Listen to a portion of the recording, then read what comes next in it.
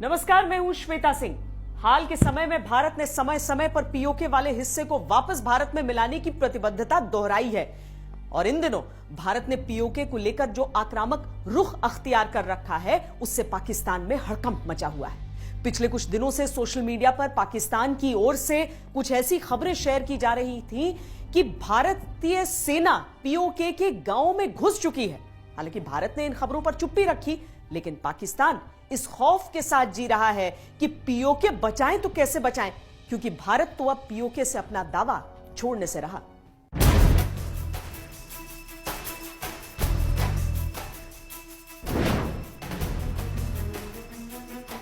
कुछ हिस्सा उनके हाथ चला गया, गैर कानूनी तरीके से कब्जा करके रखा हुआ, और वो कसक अभी भी हमारे दिलों में है।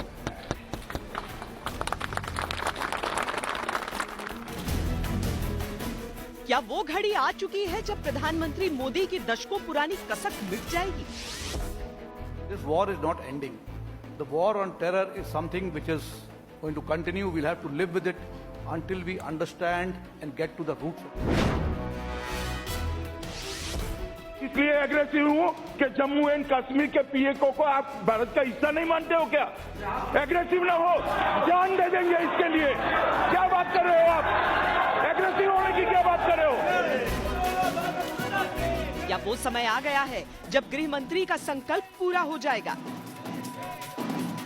पीओके का सवाल है, अगर पार्लियामेंट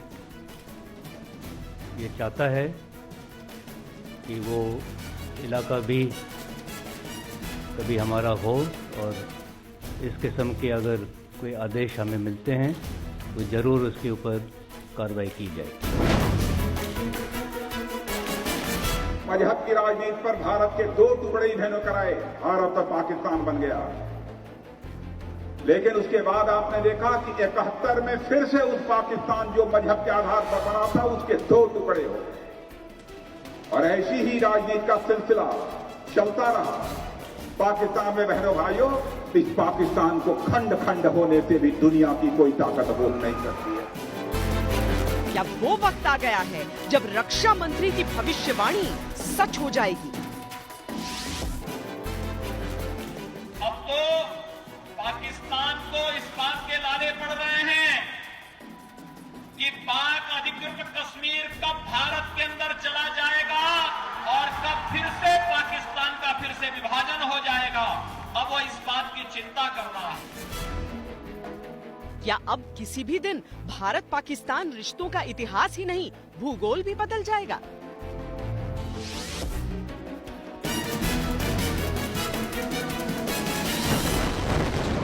पाकिस्तान में अजीब सी बदहवासी का आलम है। सरहद पर अगर हिंदुस्तानी फौज के जवानों की बूटों की आवाज भी गूंज जाए तो पाकिस्तान में आपातकाल जैसी स्थिति हो जाती है।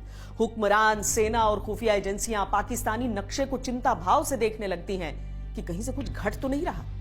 पाकिस्तान अभी सिर्फ पीओके खोने के डर तक सीमित है, लेकिन हिंदुस्तान ने स्पष्ट कर दिया है कि अब बात उससे भी आगे की होगी। इलाज पूरे पाकिस्तान का होगा, ऑपरेशन पाकिस्तान में पनप रहे पूरे आतंकवाद का होगा और टांके लगाए जाएंगे पीओके जैसे उन घावों पर जो दशकों से खुले पड़े।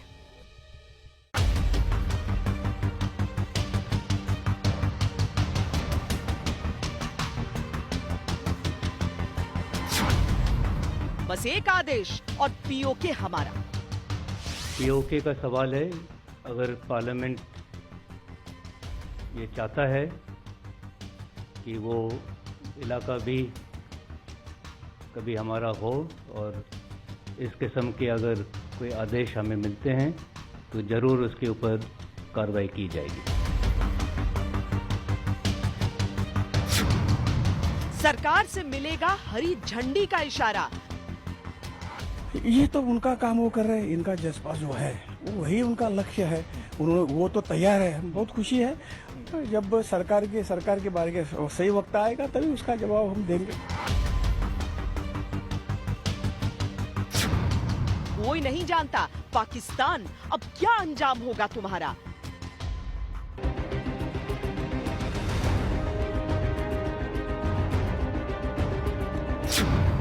पीओके के इस तरफ कुछ तो हलचल है।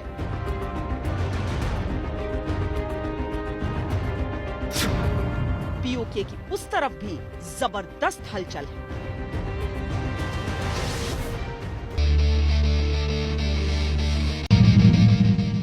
इसमें कोई शक नहीं कि पीओके भारत का हिस्सा है और इस बार मजबूत इच्छा शक्ति के साथ भारत पीओके वापसी के निर्णय पर अडिग है। लेकिन भारत ये भी जानता है कि पाकिस्तान एक आत्मघाती मुल्क है, लिहाजा घेराबंदी पूरे पाकिस्तान की करनी होगी। भारत के पहले सीडीएस जनरल विपिन रावत ने जहां से मिशन पाकिस्तान की कमान छोड़ी, नए थल सेनाध्यक्ष नरवणे उसे वहीं से आगे बढ़ा रहे हैं। हमें तीनों सर्विसेज जो हैं उसका 1+1+1 का जो जोड़ आता है उसको 3 नहीं बनाना है, उसको 5 या 7 बनाना है। तो you have to achieve more through synergy and integration. हर सेना की कोशिश यही रहती है कि वो हमेशा जंग के लिए तैयार रहे। सैन्य शौर्य के इन दोनों मजबूत स्तंभों की दृढ़ता के सामने पाकिस्तान डिप्रेशन वाले मोड में चला गया है।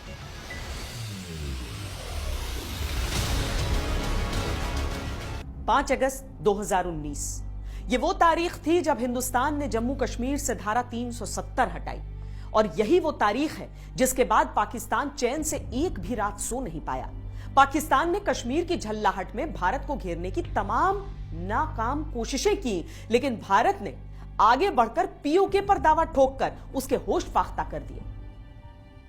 इतने महीनों बाद भी जब से पाकिस्तान भारत की तरफ से होने वाली किसी बड़ी कार्रवाई के खौफ में सर धून रहा है, जबकि भारत पीओके से भी आगे की कार्रवाई की तरफ बढ़ चला है।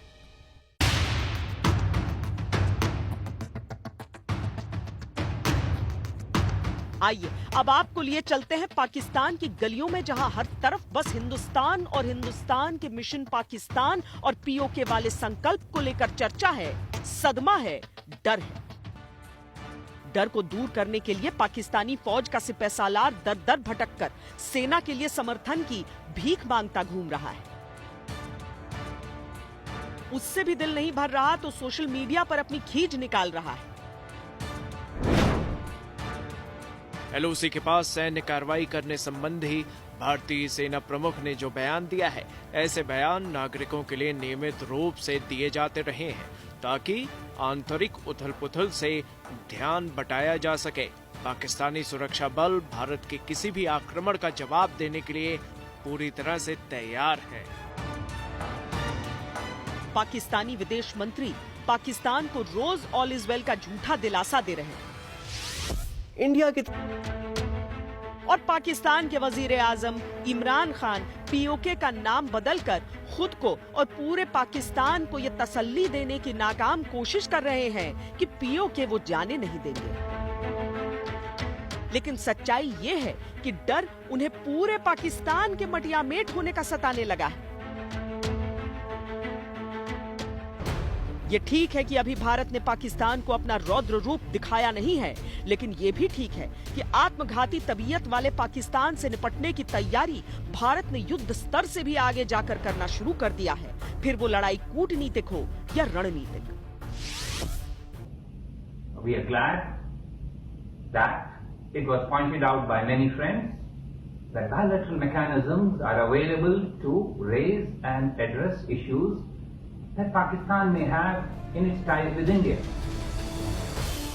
पाकिस्तान के कश्मीरी प्रोपेगेंडे को लेकर चीन यूएनएससी में चला गया था, लेकिन वहां उसकी एक न चली। फ्रांस, अमेरिका, रूस, ब्रिटेन जैसी महाशक्तियों के रुख से पाकिस्तान के बॉस चीन को मायूसी हाथ लगी। पाकिस्तानी हुकूमत ने चीन के दम पर कश्मीर से जुड़े जो ख्वाब अपने भूखे प्यासे आवाम को दिखाए थे, वो एक झटके में बिखर गए।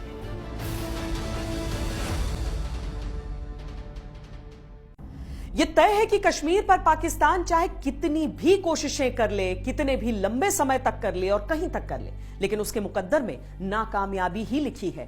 भारत की संसद ने 1994 में यह संकल्प लिया था कि पीओके भारत का ही है और रहेगा। मौजूदा भारत सरकार के आक्रामक रुख से पाकिस्तान को लगने लगा है कि भारत उस संकल्प को लेकर अब बहुत सीरियस है, लेकिन वो करे तो क्या करे।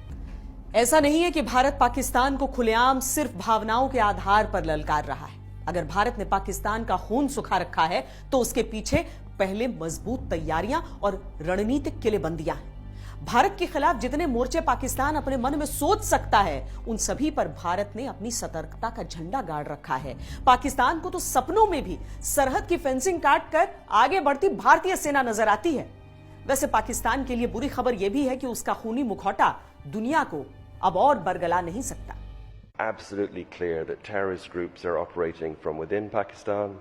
They pose a serious challenge to the government of Pakistan and to South Asia's regional stability. UK diplomat Bailey का एक एक शब्द पाकिस्तान के कानों में पिघले हुए शीशे की तरह चुभता अगर उसके अंदर जरा भी गैरत बाकी होती तो। लेकिन पाकिस्तान है तो किसी तरह की शर्म या पश्चाताप की उम्मीद ही बेमानी है। सर्जिकल स्ट्राइक, एयर स्ट्राइक और लगातार पाकिस्तान पर सख्ती से जो बढ़त बनाई हुई है, भारत उसे और आगे ले जाना चाहता है ताकि पाकिस्तान की हिम्मत ही न पड़े कि वो भारत के खिलाफ कुछ करने के बारे में सोच भी सके। वो 5 अगस्त के बाद JNK में जो हालात हैं उसमें काफ़ी सुधार हुआ है। जो कार्रवाइयाँ होती थी पथराव की या जो टेररिस्ट रिलेटेड इंसिडेंट थे वो काफ़ी हद तक कम हो गए हैं। तो ये तो मैं ज़रूर कह सकता हूँ कि JNK में जो हालात हैं वो अच्छे हुए हैं।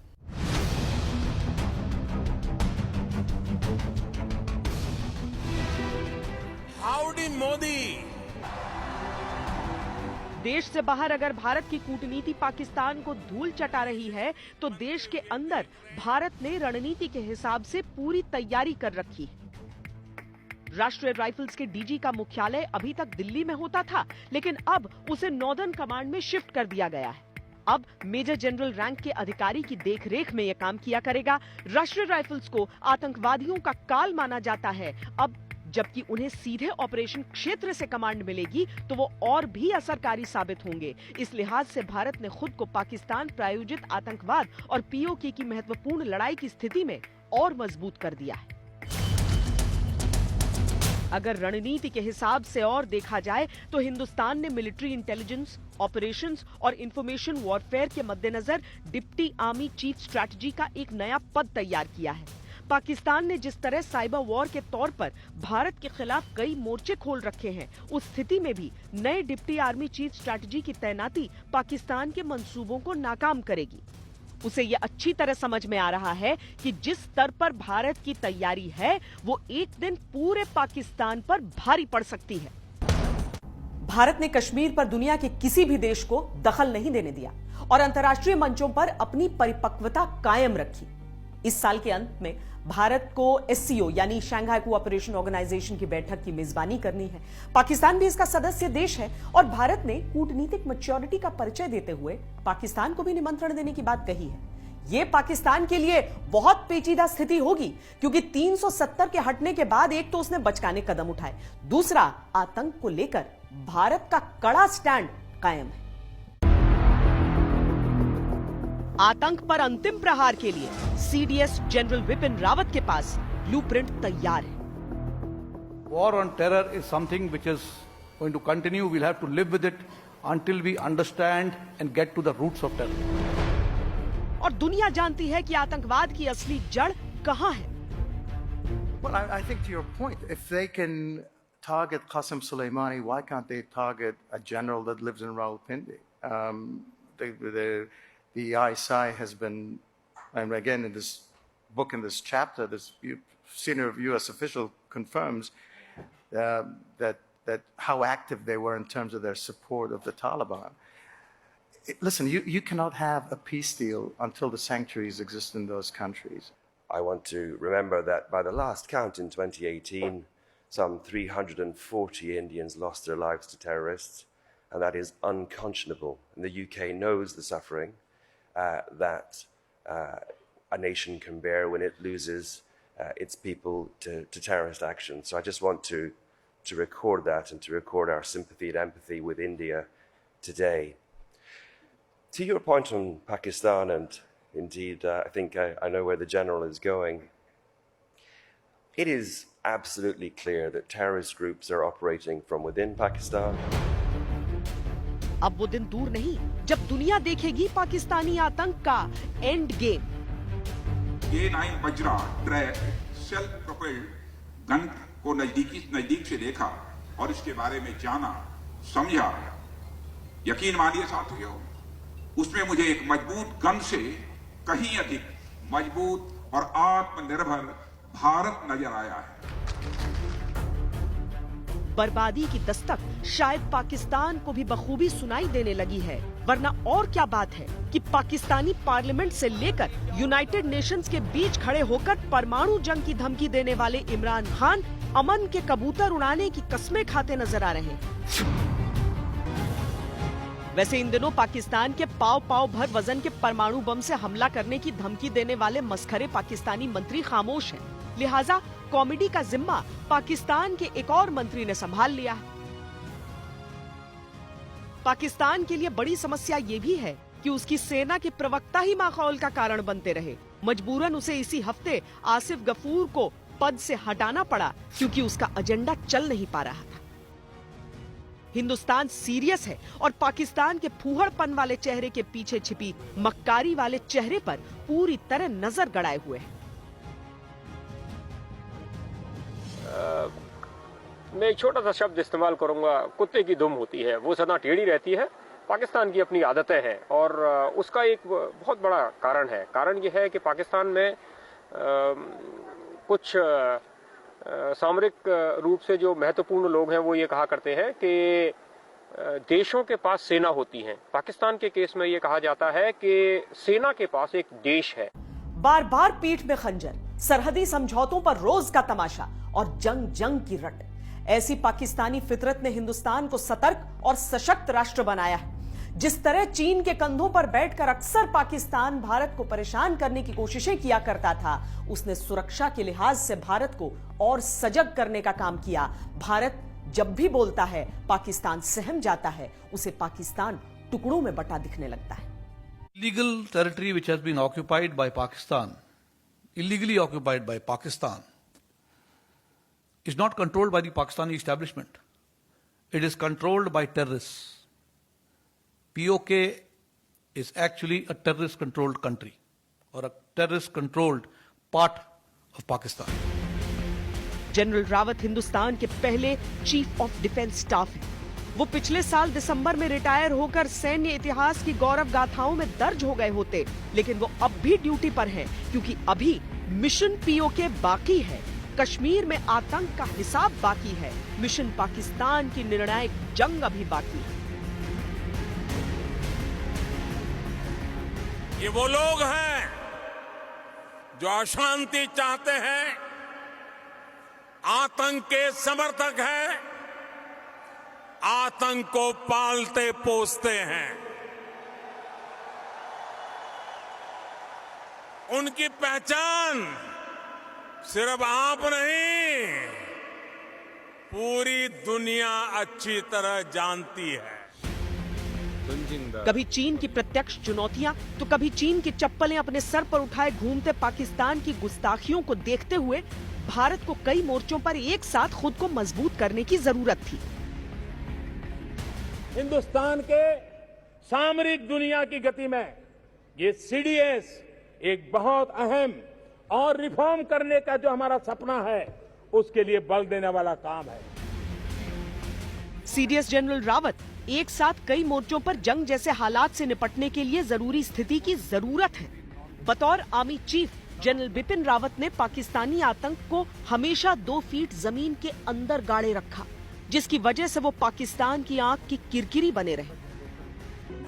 और CDS बनने के बाद वो आतंकवाद को अमेरिकन स्टाइल में खत्म करने के पक्षधर हैं, ठीक वैसे जैसे अमेरिका ने पाकिस्तान में घुसकर ओसामा बिन लादेन को मारा। Americans started after 9/11. They said, let's go on a spree on global war on terror and let the nations join together and fight terrorism together. CDS general Rawat का ये बयान पाकिस्तान के लिए अंतिम चेतावनी भी हो सकता है और हिंदुस्तान की आने वाले दिनों की रणनीति का ट्रेलर भी। पाकिस्तान समझे तो ठीक, न समझे तो उसका नसीब। देखिए, CDS के स्टेटमेंट के साथ मैं बिल्कुल सहमत हूँ। बहुत सालों से हम यही कहते जा रहे हैं कि अगर टेररिज्म से लड़ना है तो कई फ्रंट्स पर एक साथ लड़ने की आवश्यकता है।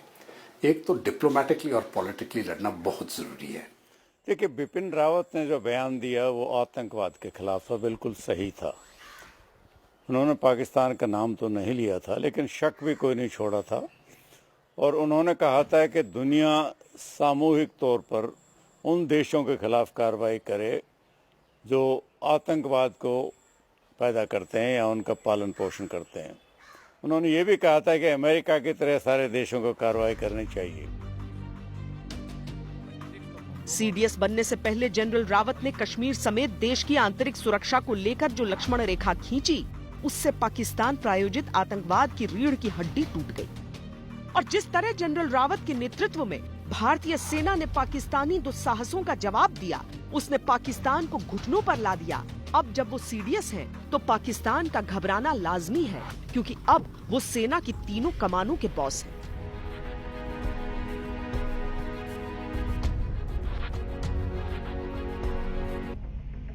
भारत की सेना जो सिविलियन सरकार के आदेशों पर काम करती है, और अगर ऐसा आदेश जब भी पास होता है तो उस पर पूरा अमल किया जाएगा। ये statement of fact army chief ने कही है। ये एक थ्रेट भी है पाकिस्तान को, ये एक एक वार्निंग है पाकिस्तान को कि भारत के लोगों के खिलाफ एक्ट्स ऑफ टेररिज्म बंद करे। ये ऑपरेशन जो होगा ये एक जॉइंट मैनशिप से होगा, जिसको कहते हैं ना, सम्मिश्रण से होगा।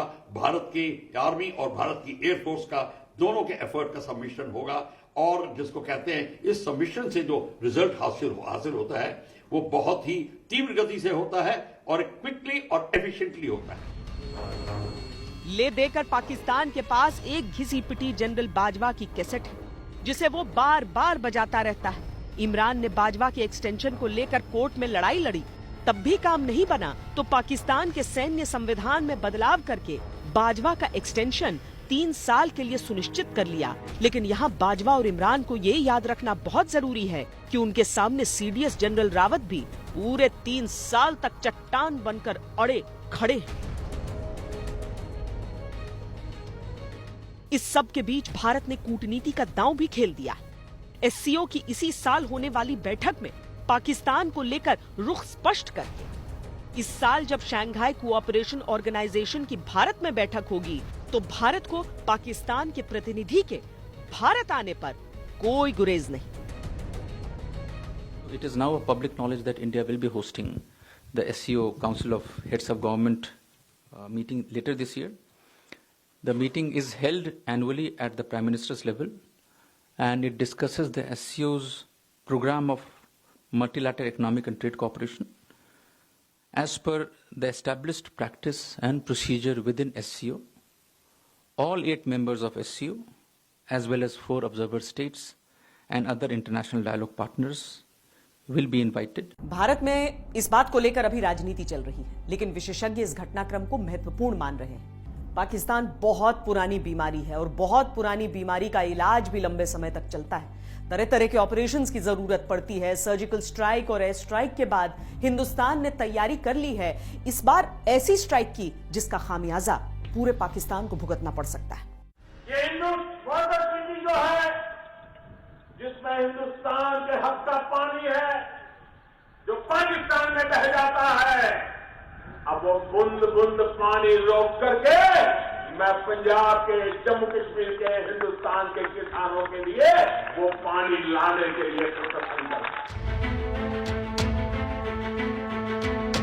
याद कीजिए वो वक्त जब पाकिस्तान ने पुलवामा में आतंकी हमले को अंजाम दिया, तब पाकिस्तान को सबक सिखाने के तमाम विकल्पों में एक विकल्प भारत से पाकिस्तान जाने वाली नदियों का पानी रोकने का भी था। जो भारत और पाकिस्तान के बीच में होती थी, 3 नदियां पाकिस्तान को मिली और 3 भारत को मिली, और हमारे अधिकार का जो पानी था वो भी पाकिस्तान में जा रहा था।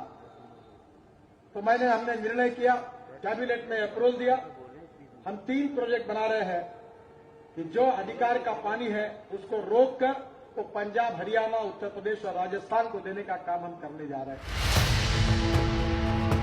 उसके बाद एयर स्ट्राइक से बदला पूरा हुआ तो लगा कि पानी रोकने का विकल्प रोक दिया गया है, लेकिन हाल ही में भारत के जल शक्ति मंत्री ने पानी रोकने की योजना की रिपोर्ट जारी करके पाकिस्तान को ऐसा झटका दिया जिसके बाद पाकिस्तान का संभलना लगभग नामुमकिन है।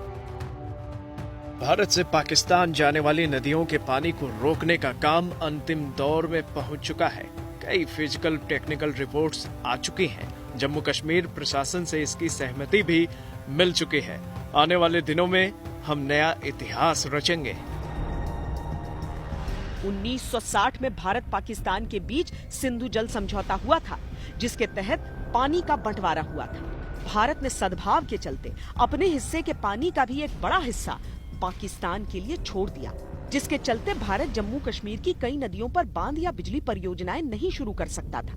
लेकिन अब जब सद्भाव ही नहीं तो सद्भाव का पानी पाकिस्तान को क्यों मिले? सर्जिकल स्ट्राइक और एयर स्ट्राइक तो सीमित हिस्से में थी, जिसका पाकिस्तान को काफी नुकसान उठाना पड़ा था। लेकिन अगर वाटर स्ट्राइक होगी तो पूरा पाकिस्तान बूंद बूंद पानी के लिए हिंदुस्तान की ओर देखेगा।